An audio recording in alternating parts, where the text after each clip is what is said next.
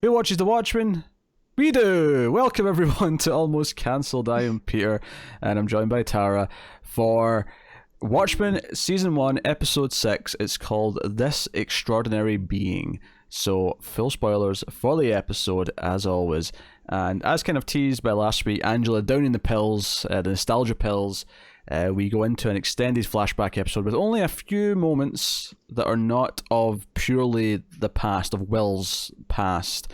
Primarily when he becomes a police officer in New York in the 1930s. I can tell you it's exactly 1938 as well, because of one piece of thing. There's a reference to a comic book, and I just happen to know that that's 1938, so I can tell you what year it is. I think they showed 1938 on there. On the book, yeah, you may be right. No, I mean like in the episode. Because I knew it was 1938 too, and I didn't know what year that came out. Oh, clearly I ignored the year it showed me then, and then just figured it out because of Action Comics #1. So, yes, I'm a nerd. Yes, we can get over this now. Okay, so most of the episodes are black and white. So HBO want to let Lindelof and co. go nuts and have a black and white episode, which many networks will not let you do. I think it's fair to say. HBO, I guess, get away with it. Although, what's funny is that HBO, despite the fact that they are a ballsy network who do a lot of, mature programming, they do a lot of extreme content, and artistically let people really go for it. They're one of the few networks that haven't actually kind of allowed people to do different aspect ratios. And I know this is a nerdy thing to say, I realise that. But even the CW this season let a show be wider than 16:9. USA Network's been doing it, Sci-Fi's been doing it, all the streaming services have been doing it. I just think it's interesting that HBO have stuck, no, you're making it in 16:9, you're not changing that. Well, maybe it's just the type of shows that they make don't really allow for a lot of creativity like that. Like, obviously shows like Community or the Goldbergs or something that's I don't know, that has more of a anthology style, maybe can get away with that. With the exception of perhaps this year, HBO has been just kind of standard programming. I don't know. There's no reason why they can't change the aspect ratio. Though. It's just interesting that they've stuck to that format when so many others, even like because CW doing it with Batwoman really blew my mind. It was like, wait, what? They're like a regular network. Regular networks don't let people do this creative shit. There has to be the carbon copy format that everyone uses, and nothing else is acceptable. But so I'm sure they'll do it eventually. But you're watching The Mandalorian right now on Disney Plus, and it's in 2.35:1. It's the proper cinema scope. It's okay. I'll stop now. Take your word for it. Because I don't notice aspect ratio unless it's like full screen versus widescreen. That's as much as I know. Well, it's black bars at the top and bottom, though, right? Yeah. Yeah. So that's what I'm talking about. Some shows are wider now. I don't notice when things are different in other shows. Okay, all right, fine. I'm not that kind of nerd. Fine. There's time yet. Your time will come. I'm not a technical nerd. We'll get into the episode. The episode starts with another segment of the American hero story, with Hooded Justice being blackmailed essentially by the mafia. Slash, I think it's like police who work for the mafia. That was the intent. That was the gist I got from this scene. And they're being over the top, and the music's been over the top because it's doing this, like noir thriller music. It's blasting the horns and the drums, and they say, okay, here's just we've got photos of you with Captain Metropolis having sex, and we're going to show you a photo of this.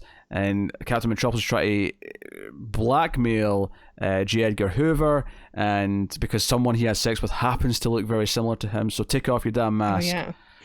And there's this funny running gag as well where like the first guy, the guy who does all the talking, is like, most of us have got a theory that Hood represents this and the ropes for this, and he's like, but my partner here's got another theory. Tell him your theory. And he's like, sex stuff. Dear. And then he says it again later where he's like, oh, what do you think's on that tape? Sex stuff. It's funnier the second time. Yeah. So who Justice takes off his mask, and he's a white guy, and this is even before we get to the rest of the episode. I think a lot of us have been theorizing that Will is Hooded Justice, and the reason why I always thought that in the show an American Hero story that is in the show within the show. Why it was always clearly a white person through the hood, and here we have the full white face, is because I always assumed they were whitewashing it. I was not expecting what sort of happens later in the episode to explain why everyone genuinely did think it was a white person, but I took it as just the show whitewashed the history. But right, well, we have seen some of Hooded Justice in the original comic, and like he is white in there from what we can tell, and oh yeah. In the show, it's kind of a retelling of, I think it was the first Night Owl who wrote the book, the memoirs about the Minutemen, and was just trying to think from memory of what he looked like. Like, we're pretty sure he was a German guy, strong guy, didn't really speak much. Yeah, so clearly, like, people just had no idea what he was or who he was. Yeah, arguably, I've seen people online calling this a bit of a retcon, which I guess it kind of is, but it's not necessarily a bad retcon. It's just be, but as far as like the original Minutemen go, apart from the comedian and Silk Spectre and maybe that's about it. Like, we don't really know a whole lot of them. Original Night Owl as well, I'd say. And Night Owl, yeah. But apart from them, like, there's not really a whole lot of background on them. Yeah, so he beats the two up, and this is when it comes out. He mentions that even though like all this is going on, the biggest concern is that his boyfriend may be cheating on him. And it the camera pulls out, and super Hollywoodized. Yeah, super Hollywoodized. It's super cheesy. Laurie comes in and says, "Shut that crap off." And we see that Angela's in one of the cells, and Laurie's trying to get her consent to pump her stomach because this is dangerous. She downed a bottle of nostalgia, and that is very dangerous. Yeah, Angela's just sitting there sweating like it's about to kick in. And that's when we go into the what is the vast majority of the episode, and that is the extended flashback, where occasionally Angela will swap bodies with the actor playing young Will, who I don't know his name, but he was in The Leftovers, and he was also in Overlord last year, the movie. Oh, I wanted to see that. It was a fun. I like the trailer. It was a fun B movie. I liked it quite a bit. So he's very good as an actor. So he it's for someone who we've not seen yet. I mean, obviously we've seen the character as an old man, but that's a young version of him. We've not seen him before.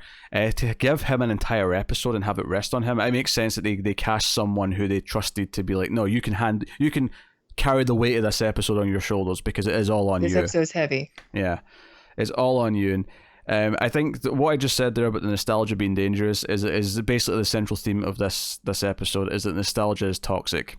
And I think there is. I think the choice to turn Hooded Justice into a black man actually plays into the story of that.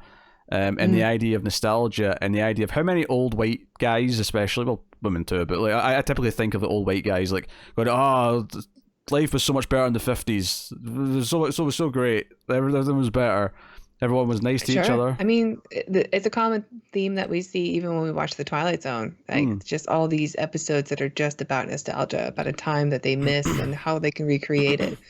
And it's, I mean, even now, like, I think about where I used to live and stuff, and I remember, like, oh, yeah, that was really nice. And I forget, oh, wait, no, I was sad there. I have to remind myself about the bad things that happened, too.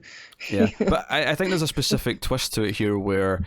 I think there is a racial divide here in the nostalgia. The idea that well, yeah, I mean, obviously nostalgia for us is very different from somebody who has nostalgia for, or like reminiscing about the past for a black guy growing up in the 30s is very much a different experience. Absolutely. Probably doesn't have a whole lot of good memories. And that's pretty much what the episode is doing, pretty much from start to finish. It's every so often like we'll have Angela kind of swap in from Will, and we'll see her kind of, and she doesn't react differently. It's not like she turns into Angela and she's acting like Angela, where she's like going, oh, this is horrific, or acting shocked. Like she's still playing the character of Will essentially every time she swaps in. In fact, when we get to the end of the episode and we're doing the scenes with Judd, and it's like not just recent flashbacks, I actually thought her body language sitting in the wheelchair was especially good. It really felt like she was doing a great job of mimicking the way old Will sits in his chair. What was that? Yeah, Lou Gossett Jr. Yeah, I thought so too. Just the way she sat and like looked up was just like, oh, God, she's great. Yeah, she knows what she's doing. She absolutely knows what she's doing. And then you Yeah. have the other things in here.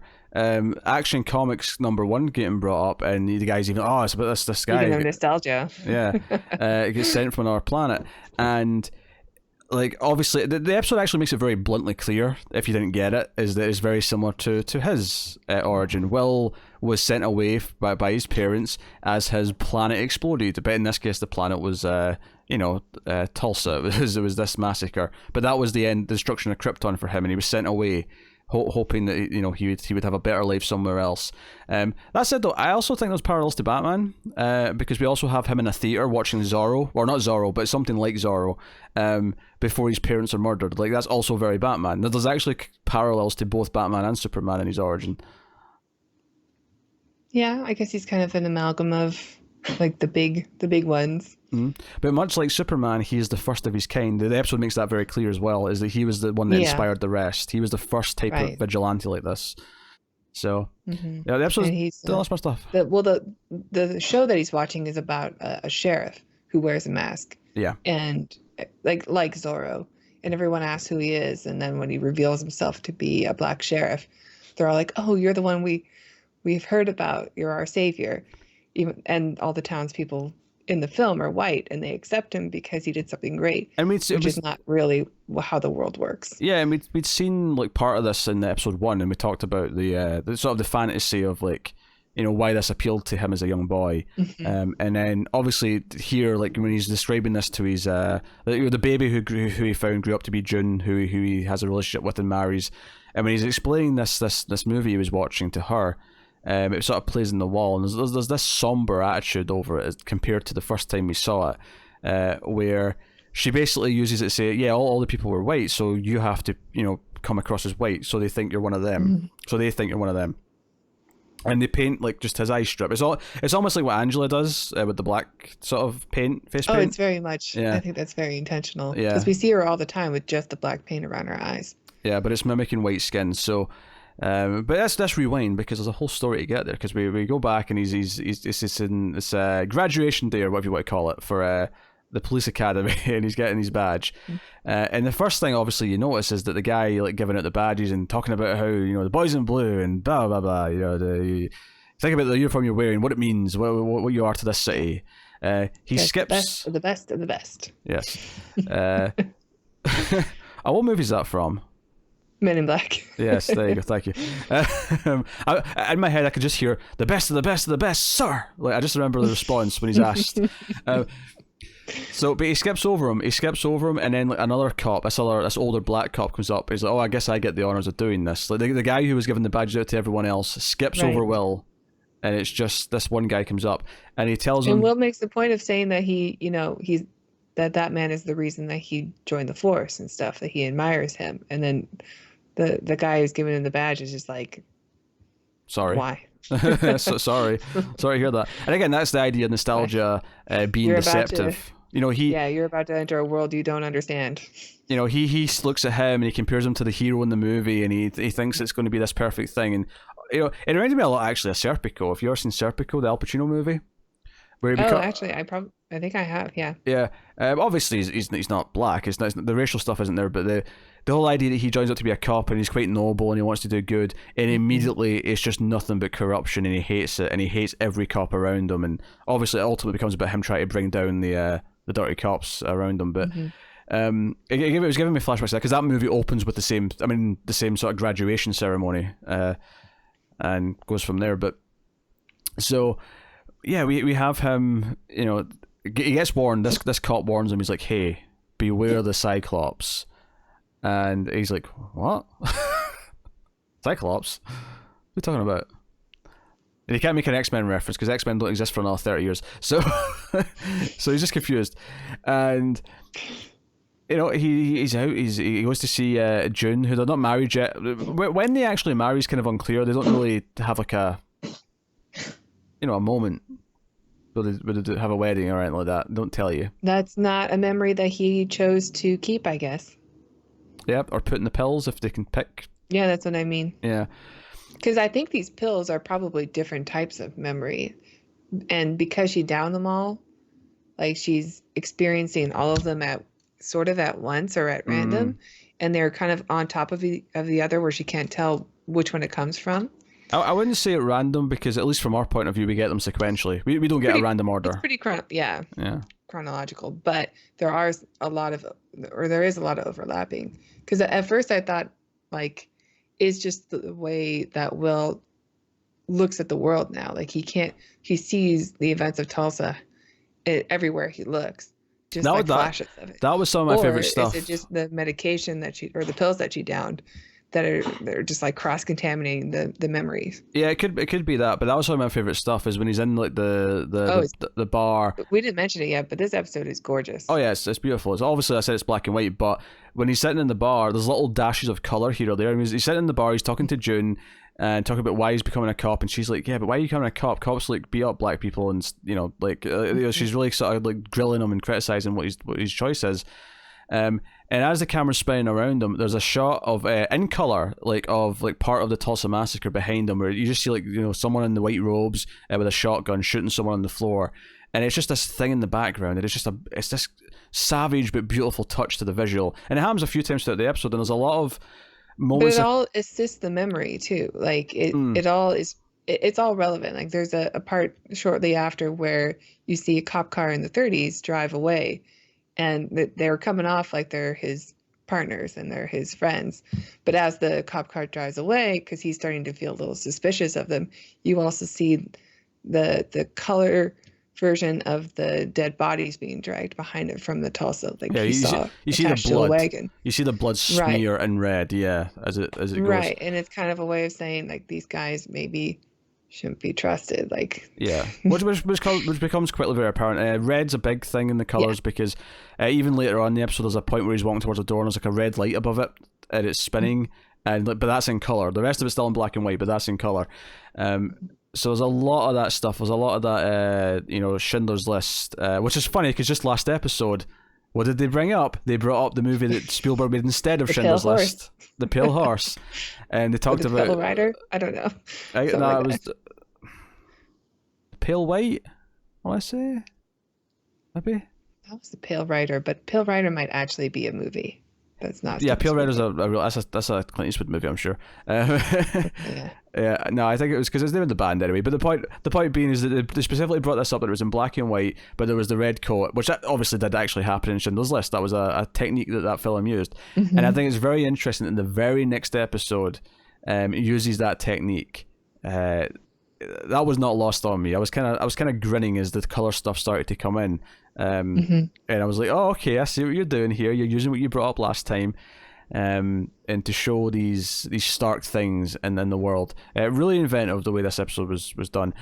So it's after this where he encounters a racist man throwing a Molotov cocktail or something equivalent through a Jewish property. It's a delicatessen. It was a Jewish delicatessen. And I didn't clock this because I'm not familiar with the names, but did you clock who this character Fred's meant to be? No. Well, later on you see the place that he owns. There's a thing that says Fred and Sons or something like that. It was FT and Sons. Is he related to Judd? No, he's meant to be Frederick Trump. This is Donald Trump's father. Oh, really? Yeah. I mean, obviously, loosely implied because they can't outright just say it's him for obvious reasons. But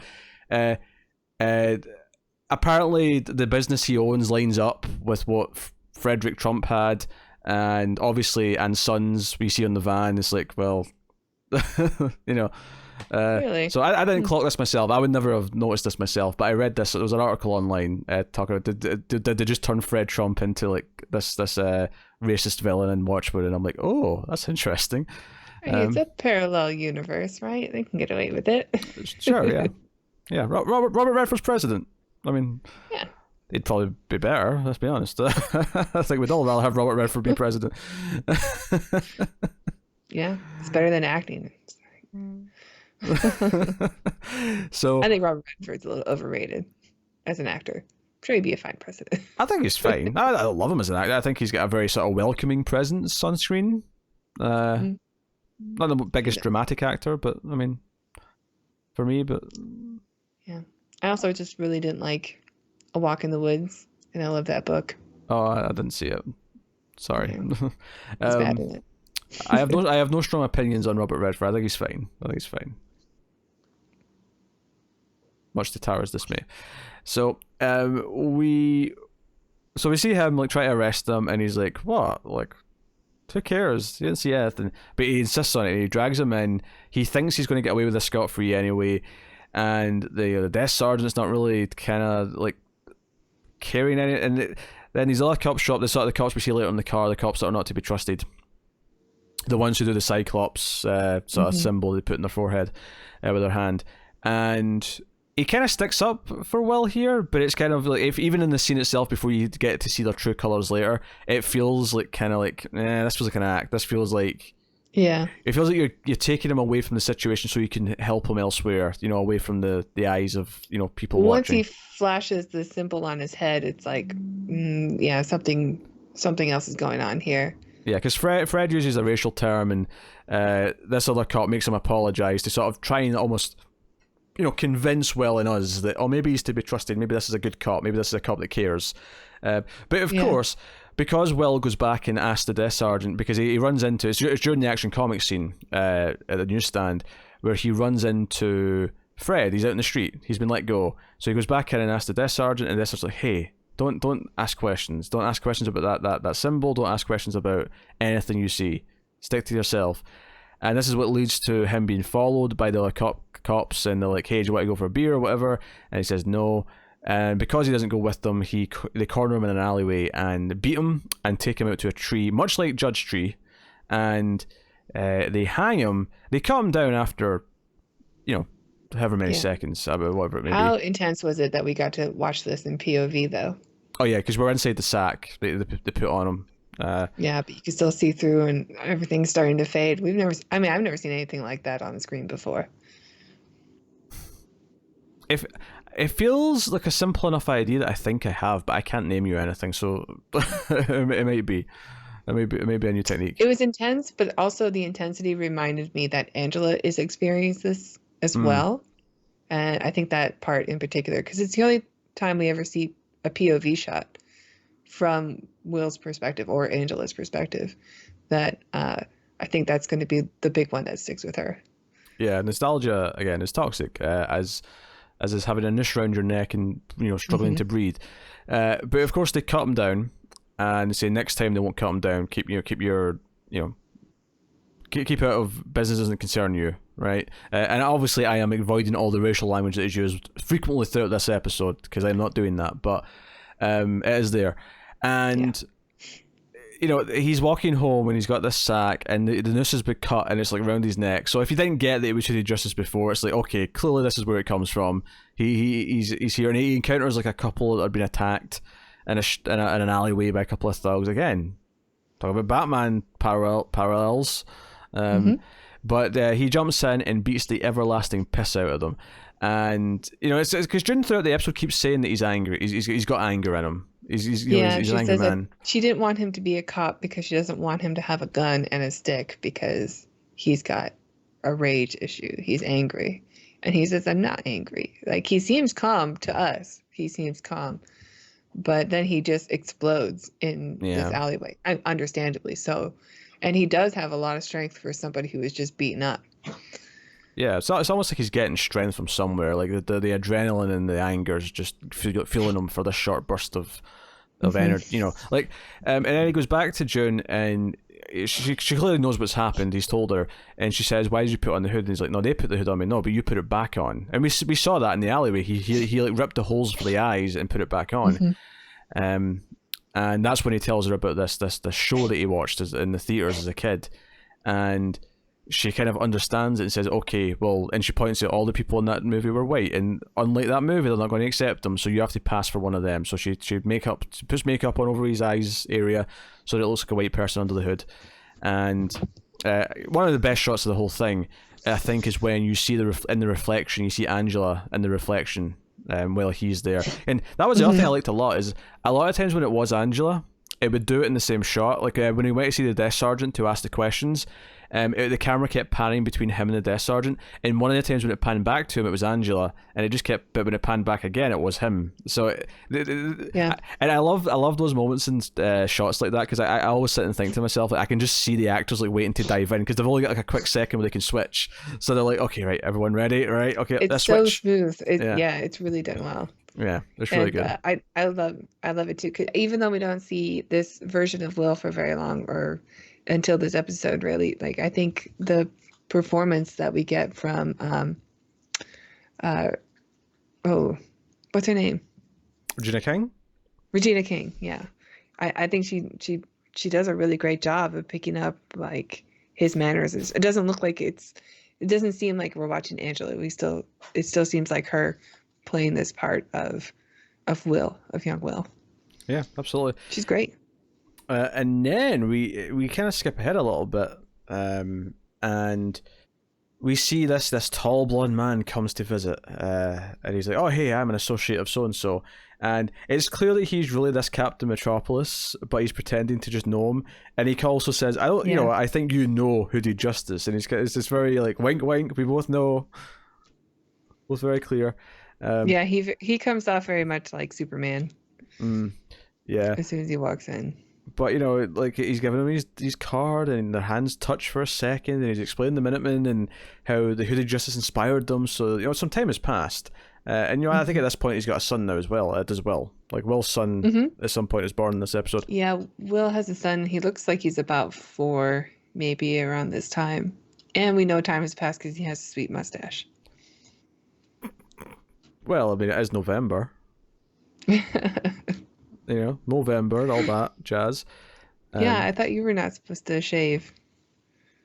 No shave November? Does it include the head? I didn't realize that. But yeah, what I liked about this scene actually is that June, like, is just like immediately, nope, that's not happening. We're not doing any of this. Yeah. And Captain Metropolis is kind of like, he's like, oh, we're an interesting bunch of fellas. And then he sort of looks at June and goes, and even a couple of ladies. Like, he's like, even a couple. It's sort of like, look at us. Aren't we inclusive? And we kind of cut straight from this to them having sex. That being Captain Metropolis and Will. And Will's giving in this scene, and Metropolis is receiving. And the reason why I'm bringing this up is I almost, like, I was just imagining, like, Angela living this memory. And like her, like just the weird perspective for her sake, because she's giving. She's a woman. You're right. I thought that too, and I thought, man, it's probably pretty cool if she has to have the memory of being on the other end. Yeah. Also, it's a grandfather, so like, I mean, has she seen her grandfather's junk when she looks down? Like what? Like. I assume that's part of the rules. There's a whole murkiness to this, is all I'm saying. But Captain Metropolis is saying, oh, well, yeah, you can't reveal who you are because they're not all as inclusive as I am. They're not all as, it didn't say progressive. I think he said tolerant was the word he used. Tolerant, yeah. And I think that's a reference to the comedian. I don't know about you. Maybe others. No, that sounds about right. That sounds like a comedian to me. And... he wants to put on his mask to have sex again and all that, but like this conversation kind of hinted to me that he wasn't going to be that much of a help, because we get to a scene after this where they're having like a press conference and Hooded Justice is there, and he starts wanting to talk about this. Well, that's how he gets him to get into the Minutemen, though, right? Is that the first thing that Will asks Metropolis is, "What does the name Cyclops mean to you?" And he's like, "I've heard of them, but we don't really know." And he said, well, I think they're planning something big. And he goes, well, that's something the Minutemen would be interested in. Yeah, and the big scene we sort of get, which might have came before this, maybe I skipped over this when I skipped in time, but there's a scene where he shows up to a crime scene, it's like a movie theatre, and there's people around, there's like ambulances and fire trucks and like police. It's chaos. Later. Is that later? Mm-hmm. Okay, so he already has the idea that Cyclops is going to do something then. Well, this comes more or less next, after the press conference where... basically he's cut off. It's like, oh, hey, no, we won't talk about that. We'll talk about this Moloch dude who's going to use the sun to kill people. It kind of steps in. Almost, I mean, I know you didn't watch The Boys, but he almost, instead of feeling like Superman there, he felt like, oh god, I watched the first 2 episodes. Oh god, it's been a couple of months and I've forgotten all the character names. The The Superman, Superman the one. evil Superman. Yeah, damn it. The Boys is a really good show. Everyone, if you want a good superhero satire, it's actually really good. It's different from Watchmen as well. It's got a lot of heart in it. A surprising amount of heart in that show. I'd recommend it if you got Amazon Prime. So where was I going? Oh yeah, so he cuts them off, and I was getting those kind of vibes of I'm doing like the smelling for the camera. It felt, instead of Superman, it felt more fake kind of thing. Mm-hmm. So this is all for PR, which something that Superman never feels like. Superman always feels genuine. That's who Superman is. Yeah, I mean, Metropolis is told Will at the beginning that this is something that the Minutemen can help with, and as soon as he gets his big moment to be like, yes, we're looking into, we think that the KKK are planning something big, and then he cuts him off because he's like, well, this isn't really what people want to hear right now. Like, people want to hear about the supervillains like Moloch, who's planning this evil scheme to block out the sun or whatever. Yeah, it's basically people don't care about the KKK. People don't care about racial issues. They want us to fight fun villains. Well, that's too big. That's too big of an issue. Yeah. Let's focus on something that is cartoony and still a threat, also, but like a supervillain threat, not like, not something that's going to put a mirror up to other people. Especially, I mean, immediately following this speech about Moloch, after he cuts him off, they show an advertisement where there's a picture of the dollar guy, superhero guy, dragging away a burglar who of course is a black man, but it's like, a horrible drawing of one with all the stereotypes and so clearly Metropolis doesn't care that much about he phrases it later, I can't remember. He just wanted to make sweet love to that mustache. That's all this was. I looked it up. Homelander is the name of the character in The Boys. It was bugging me. Homelander. Right. Thank you. Yeah. So we have that, and then he goes to this theater. He's in police uniform at the time. This is not Hooded Justice. He goes in, and Joey basically reminded me of, if anyone saw Kingsman: The Secret Service. Mm-hmm. Yeah, that's what I thought too. Yeah, this idea of like making everyone in a room or a group of people like go nuts and start trying to kill each other.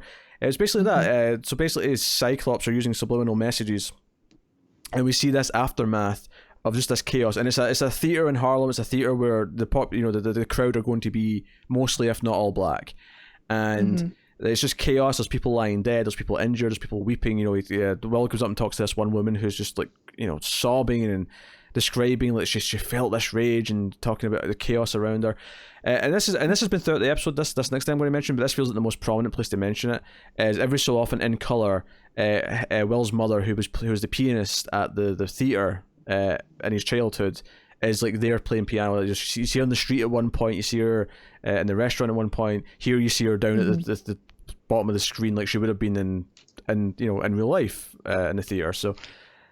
Well, in the theater, she was when we see her in episode 1, she was playing along to the movie that he was watching. Yeah. So like every time that she shows up in this episode, it's kind of the same type of music that she's providing for his theme when he gets his rage going. It's his superhero score. He's basically using his mother's playing for this movie as a superhero score, which is really smart as well. So. This episode's beautiful in the music as well as the visuals. Like, it's really well done. I know I said last week was my favorite, but this is my favorite. I mean, that's a good sign when it keeps topping itself every week for you, right? I mean, yeah, that's good. Yeah. So he basically, this one's special. He does some tracking. He finds the base. In fact, we actually skipped over a scene earlier. There was a scene where he found like a few of the guys in KKK robes, and he found the book on mesmerism. This is kind of how he puts it together with what happens at the theater. So there's a scene where he picks up some white supremacists earlier on, but here he's actually tracked them to what might be their base, and he phones Metropolis, and Metropolis is like, this isn't really our cup of tea. Well, you come over later and we'll have sex, but I'm not into this. Yeah, it was. He basically just went back on his promise, which is why June didn't want him to join the Minutemen, because she's like, you are putting your faith in white people again, and they're going to betray you. Yeah, And and he's right. And he doesn't know nonchalant. What kind of makes me laugh in a kind of like not like a funny way, but in like a I can't believe the gall of this kind of way is that he says, "Nah, we're not going to do that, but come over later if you change your mind because I'm up for some sex." Like he basically says, Yeah. Oh, he said like you're gonna have if you want to like settle civil unrest in the Black community of Harlem, you're gonna have to do it by yourself. Yeah, he actually says that line, and then says, "Come by later though for some sex because I'm in the mood." that was the conversation. So he runs into him, and Fred's like, "This is not your beat." And he clearly doesn't recognize him. He makes a line later about them all looking alike. He says, I can't remember the word he used, but you something all look alike. So he couldn't remember him, even though I'm sure it's a word you don't want to repeat. Yeah, probably. It wasn't one of the more commonly used ones though, which is why I don't recall it. But yeah, he doesn't recognize him, even though he had that whole thing with him. But obviously some years have passed because when he goes home later that night, Will's son's like maybe 8 now or something like that. So he's like, "Oh, you want some free steaks?" Yes, the boys in blue always want some free steaks. They deserve free steaks, putting their lives on the line. And Will has had enough, and that anger comes out again, and he just shoots him. He says, "Is this your factory?" Yes. Yeah. And then he goes he puts his hood on and he goes in and he shoots every corrupt police officer who's in there. And you see projectors, you see all these things, all the stuff that we need. And it ends with him walking towards the door that has the red light above it. And it almost felt like every time the red light was there, it was kind of like signaling supremacy, like white supremacy. It was always like there's racists ahead kind of thing. I don't know about that. I noticed the movie theater being used by the Ku Klux Klan to like try to put out this projected image of or this message through projection. It's kind of like it kind of parallels what they did with Birth of a Nation also. I mean, they didn't try to mesmerize anybody, but they're using the power of the cinema and to spread a message. We see like the final guy is recording, and it's the same cop from earlier, the sort of main one that who was threatening him. We see him recording the subliminal messages that we obviously were suspecting from the theater scene where the chaos. And he goes up to shoot him from behind, but he's out of ammo, so he just strangles him instead. And it's very visceral. It almost feels more. I mean, don't all the gunshots when he's killing everyone in the room before that all feel very. Oh, they're vicious, but there's something really vicious about taking the life with your hands. And he goes home, and he catches his son like putting on makeup like him, and he has like a cape on, and he sort of like no, and he rips it off, and he goes to what, and it's almost like very clear that he doesn't want his son to have to do what he does. He wants his son to have a better life than him. Right. And this is the final scene in the sort of the 30s or probably the 40s by this point, but where June says, "No, I thought like you doing this outside of the police force and doing this on your own would sort of like treat your anger and like sort of temper that monster, but it's actually just fed it and made you worse, and it's made you this hungry being." So she wants to move to Tulsa with her son and doesn't want him to follow. There is one hint later on though that they did kind of reunite in some way. At the very end, before Angela wakes up, there's kind of like a quick couple of flashes, and there's one of like what looks like an older June coming to speak to him and saying she's going to take him home. Clearly much later in his life, and she looks much older as well. So, and she says that you. Well, we get one more scene. We do. I know. I'm skipping over that just now. I'll go back. Don't worry. But she also says it's kind of important. It is kind of important. But she also says you look like her. Which makes me think that June has at least seen Angela, if not like introduced herself. And I thought that maybe it was coming from outside, like they had gotten to Lady True's place now. Yeah, okay. Like Lady True's the one that's saying that she looks like you or you look like her to maybe Will, who's also there. That makes sense, actually. Yeah, that makes sense. So yeah, but yeah, you're right. We cut to basically the night that Judd was killed, and we see Will waiting in his chair, waiting for Judd to go over the tire tracks, and that great music comes in. That down down down down down. Yeah, the Trent Reznor comes back. Down. Yeah. I don't know if Trent Reznor did the rest of the music in this. I think he probably did, but just did a completely different style because he knew it had to be different. Yeah. A lot of jazz drums in the episode as well at various points. Very pulpy. So yeah, and we see that basically Will learned how to use subliminal messages, like these, probably from the book he got from He kept one of the projectors, yeah. Cyclops people. He's and got it seems to be a more complex form of it. So I guess he just kept what he needed to, and maybe worked with Lady True to make it a bit better. Yeah, it's more like a flashlight that strobes that he's using on his face, and he just says what he wants him to do. So he makes him hang himself, but after they have a conversation, he makes him hang. He's like, "Okay, hang yourself now." And Judd, because he's asking Judd about the clan outfit in his closet, and he says actually what was speculated before, that it was his grandfather's, and he's got a right to his legacy. And again, that comes back to the idea of nostalgia being toxic. Like, why would you keep that though? Like, if you disagree with this, it's kind of like the like people who protect the Confederate flag, even though it's it was used in the Civil War to fight on the side that protected slavery. So, it's a Southern pride thing. We get it, but you can understand why it's not really something we need to keep holding on to anymore. Oh yeah, absolutely. I'll keep my more extreme views on the Confederate flag off this show, because Americans are quite testy when it comes to flags. No other country in the planet flags are dumb. You don't need them. Yeah, no other country like I wouldn't care if you did anything to a Scottish flag. I wouldn't give a shit. I like the Canadian flag. I like the maple leaf. Yeah, but if someone burned it in front of you, you'd be like, "Oh, whatever. It's not my flag. I didn't buy it. I didn't buy it." I'm Canuck. I don't care. I don't give a shit. When we first moved to the U.S., our house came with a flag, an American flag, and we didn't know what to do with it. And we're like, "Well, we're never going to use this." So my dad put it in the trash, and when the trash guy came, it was put right back on our door. Like, you're not allowed to just throw out the American flag. Oh, we don't have those kind of rules in Canada. Yeah, you're meant to burn it, right? And I think I know that because there was a question on a quiz show once that I was watching, and it said who burns the most American flags, and someone correctly guessed it was a trick question, and the answer was Americans, because that's how you're supposed to dispose of them. Yeah. There you go. Better trivia. I'll take a dump in my flag if you want, and I'm not even mad at my country. I don't care. It's just a flag. You're not a little bit mad. What? What? At your country? At Scotland? No. At the UK? Maybe. Yes. It's Scotland, not so much. Scotland has a lot of progressive, forward-thinking things, so I'm not too mad. I only know one. He seems okay. Thank you. I am. Oh, not you. What? I'm just kidding. Who's this other Scottish person you've been talking to behind my back, Tara? Huh? Gerard Butler. That's so Hollywood much. Tara. That's so much worse than anyone else you could have said. How dare you? How dare you? So anyway, Judd tries to say, you don't know me, old man," sort of trying to defend himself.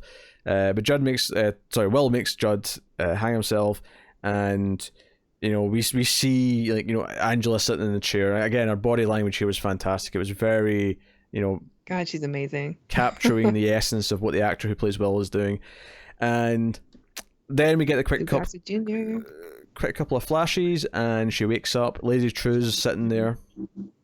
I said, "Oh, finally, you're up again.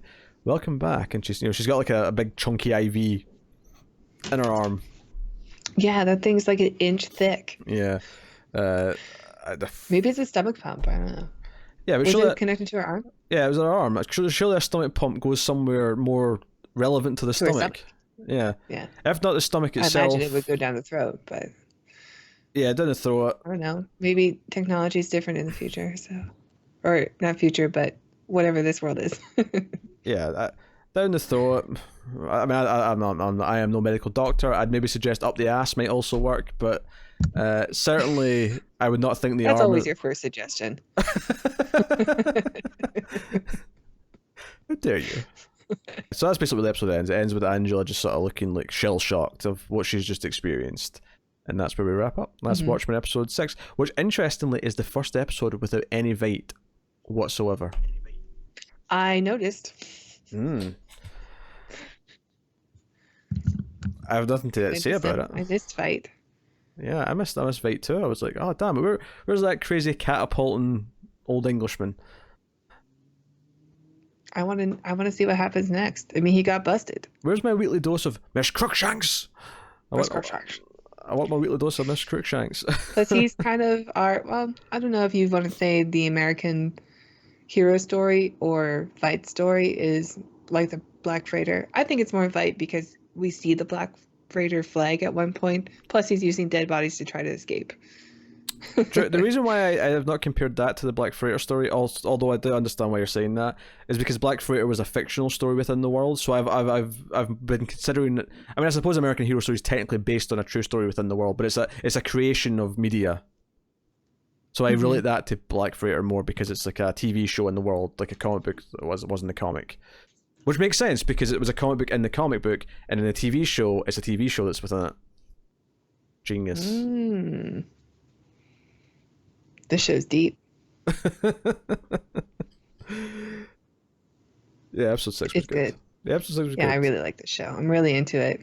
And I think it is one of the more... Well, Euphoria was pretty artsy, I guess, and out there, but the show does take a lot of chances. And it's super daring just on the subject matter, because Americans are not comfortable talking about these subjects still. And it's kind of just putting it out there at a time where people are just really sensitive to things. And it's, I don't know, I'm really enjoying it. That's kind of the purpose of art, though, in a lot of ways, is to raise these things. I mean, this one literally puts you in his shoes for while he's being hanged. It's to get, I mean, the whole point of art, in a lot of ways, is to empathize with other people that you can't possibly share the experiences with.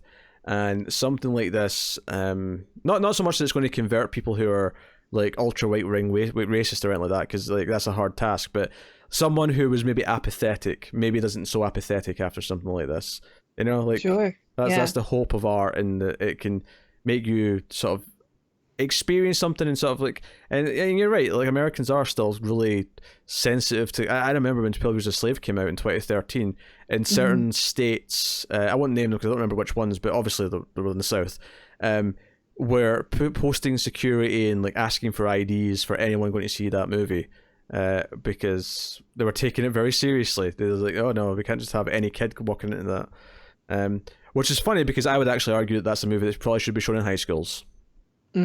Show it to kids. No, instead it's we need to take our kid to see the Passion of the Christ. We should have like schools should be off that day and everybody should go on a trip to go see it. I worked in a movie theater when Passion of the Christ came out, and there's a lot of young kids dragged to that film. Like, they need to see this. They need to see what happened. But 12 Years a Slave is actually based on a true story, though. It's the same thing, and it actually did happen, so... Damn it, I just made that joke before you, but didn't hear me. Damn it. I blame the delay. Oh, this is a great joke. She liked this joke, and you just ignored me and said it yourself. I'm like, God damn it. Cool. All right, that is episode 6 of Watchmen. Who's your daddy? What does he do? There is no bathroom. Okay, now we can end. Yes. They've quoted Kindergarten Cop a couple of times. So let us know what you thought of the episode in the comments below. Like and subscribe, all that stuff. Ding the bell on YouTube. Make sure you get the notifications. You can support us in a couple of different ways. One of which is you can rate us on Apple Podcasts or wherever you listen to your podcasts. Give us a 5-star rating, maybe a little review. It helps more people find us, so that's obviously very important. As does, of course, sharing us out on your social medias, Twitters, whatever. Link us out to people. Spread us. Say, hey, these two are fine people and you should listen to them talk about this thing because you care about that show, or whatever. Tara, how can they support us financially? Well, you can support this fine group of people over at patreon.com/milefuzztv, and donating as low as $1 per month will get you a bunch of bonus features, including bonus movies that we review for our science fiction channel, the Atomic Cinema Experiment. Dang it. Tripped over my tongue. So yeah, check it out. So you just abandon it. Okay, are you done? All right. Yeah, go check out Patreon for bonuses. Yes, but that is, as a fact, speaking of the Ace bonus episode, literally just today, the day of recording, which will probably just be yesterday by the time this goes up, our bonus movie for the month of November went up, and it was Rotor, which is a blast. A doozy. It's a blast indeed. So check out that. But that is us. So thank you once again for watching or listening. We always appreciate it. Keep watching TV, guys. Have you got any vanilla?